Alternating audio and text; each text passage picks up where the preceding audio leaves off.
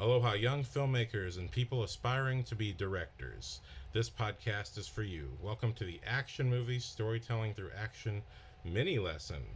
In this particular form of me doing my podcast, I give you little lessons that are usually I'm just giving you something like a short version of what I do in my regular podcast, which is on my YouTube channel right here.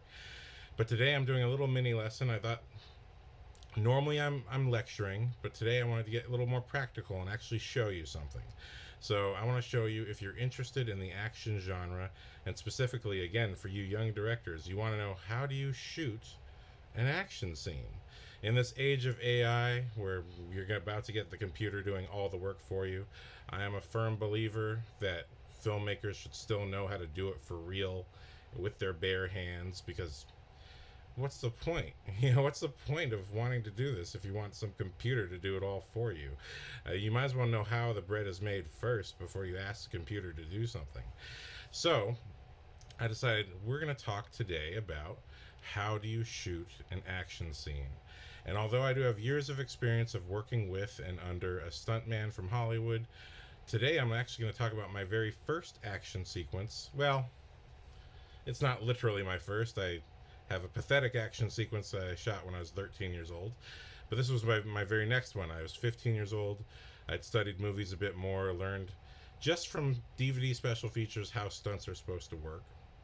And so I'd like to show you this little clip from a short film I made in high school. It's not available on YouTube except for the brief moments I show in episode 3 of Action Movies, my action movie podcast. But I'll show you this clip here now.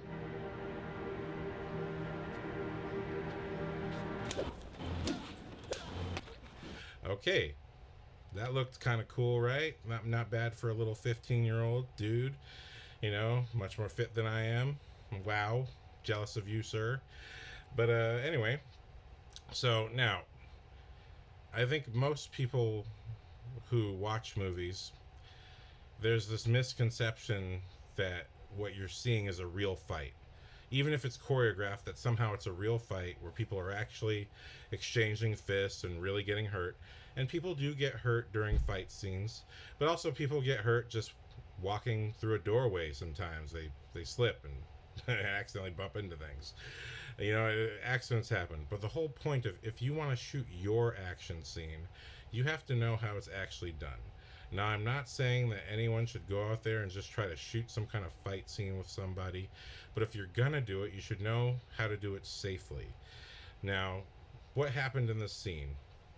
I decided I want to break this scene down and actually show you with my little action figures here. Today, my assistants are the Mattel DC Heroes line of Joker and Two-Face, and this strange 5-inch version of Bane I was lucky to find on eBay, as well as McFarlane's Walking Dead 5-inch line of the Governor and Negan. They will be helping me out to show you how I shot this scene. Now, you might be thinking when you watch this that here I am with my phone. This is 2005. Phones couldn't even do that. All right, I mean, they could take a picture back then. Some phones could take video, but you wouldn't be using it like that. I was actually using a mini DV camera. That doesn't really matter, okay? But the point is, you might be thinking, I'm going to visualize it here with the toys. You might be thinking that I was simply very close to everyone and I just walked around, and that here you see these are my friends from high school doing this scene for me. You might be thinking, oh, he really hit them in the face. Like, they're reacting pretty well to that. Now, or if you're paying attention, you realize, no, this is totally fake. But it still kind of sells, right? Now, this is me at 15 years old. I never met a stuntman before, but I understood what the principle was. No one was hurt during the shooting of this scene, because I already understood the principles of how you shoot a scene like this, which is, it's all about how you position people across from each other and how you position the camera for how it sees the scene.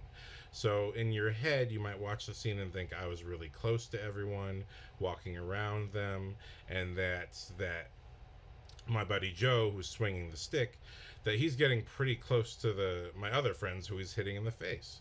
could not be further from the truth. You actually, if you want to know the reality, we were actually backed up further than that. And what I'm doing is I'm zooming in. Yes, just like this. I'm zooming in. And what happens when you zoom in is that you're closing the distance between the camera and the person that you're looking at. So it only just appears that you're closer to that person, even though technically you're not, right? So by being zoomed in, I'm actually backed up further away, but it looks like I'm the same distance from them as if I really was close to them. So I'm that same zoomed in distance from everybody. I'm actually much further away from the group of friends standing against the wall. I'm that same distance from them, but because I'm zoomed in, you might think I'm closer to them. And notice that they all walk one after the other in front of each other and in front of me. And again, you might think the distance of that stick to their face was like right here, right to their nose. It's actually a whole foot away.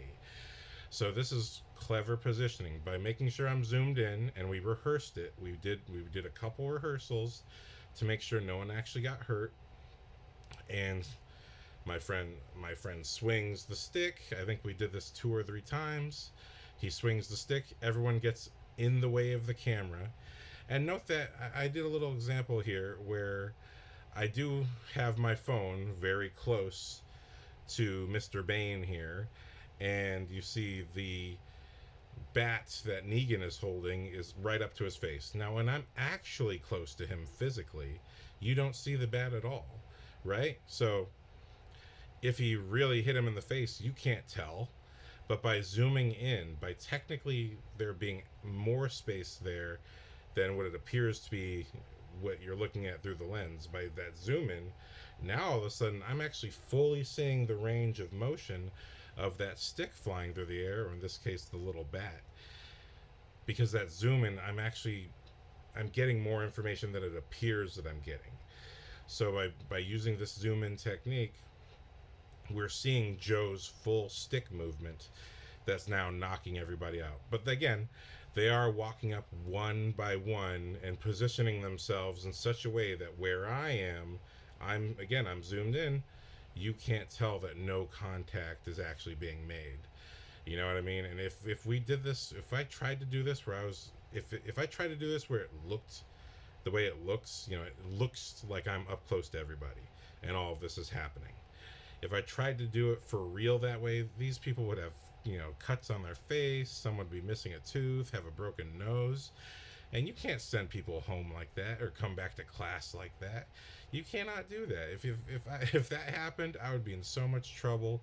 The parents would make sure I went to juvie or something like that. You can't put people's lives in actual danger when you're shooting a fight scene. So you see a lot of people goofing around trying to make fight scenes in real life, trying to punch through walls. When it's in a movie and someone punches through a wall, that's not a real wall. It's either foam or it's some kind of balsa wood, which is not just regular wood, but it's pre-sliced on the opposite side. And they do tests. They do extensive tests. When you see a guy fall out of a car, he is underneath his clothing. He's wearing some kind of padding to make sure that his body parts aren't all the same stuff that you would wear if you were a roller skater that you're supposed to wear when you're roller skating. They're wearing that underneath normal clothing. That's why stunt people are typically fully clothed, so they can hide all their padded surfaces and everything. Now, in this particular case with this scene, everyone's just, falling down, and they're brave enough to hit the ground and do that bit for me. But on the whole, I just wanted to show you, this is, if you want to do it yourself, this is how you do it safely. Remember, it's all about you zoom in and you have a safe distance from everyone, and make sure that nobody gets too close to that either, whether it's a fist or a stick, whatever it is, nobody should get too close to anybody. And that's how you do it. But I do recommend, if you want to do stunts, please find a real stunt person to help you do these things safely. But this is just how I did it at 15 years old, and it's the same technique that I would later learn when I worked with a real stuntman. So that's what I got, and I hope you liked it.